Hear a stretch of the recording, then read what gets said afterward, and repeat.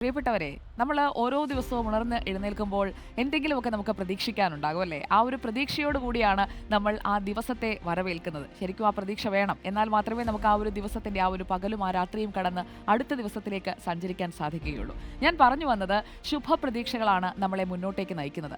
ഓരോ ദിവസവും ഒരു പുതിയ തുടക്കമാക്കാൻ നമുക്ക് ശ്രമിക്കാം.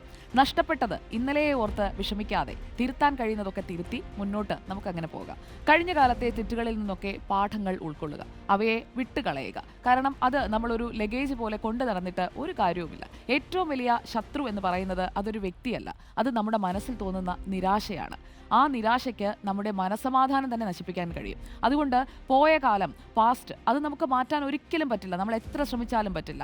ഇനി അങ്ങോട്ടുള്ള, ഇന്ന് മുതൽ അങ്ങോട്ടുള്ള സമയം, ആ സമയത്ത് എന്താണ് സംഭവിക്കുക എന്നതും നമുക്കറിയില്ല. പക്ഷേ ഈ നിമിഷം അത് ഏറ്റവും മനോഹരമാക്കാൻ നമുക്ക് കഴിയും. ചുറ്റുമുള്ളവരിൽ ആശ്വാസവും സന്തോഷവും ഒക്കെ പകർന്നു കൊടുക്കാനും നമുക്ക് കഴിയും. എല്ലാ ദിവസവും എന്തെങ്കിലുമൊക്കെ നല്ലത് ചെയ്യുക, അത് ഒരു ശീലമാക്കി, ഒരു പതിവാക്കി അങ്ങ് മുന്നോട്ട് പോവുക.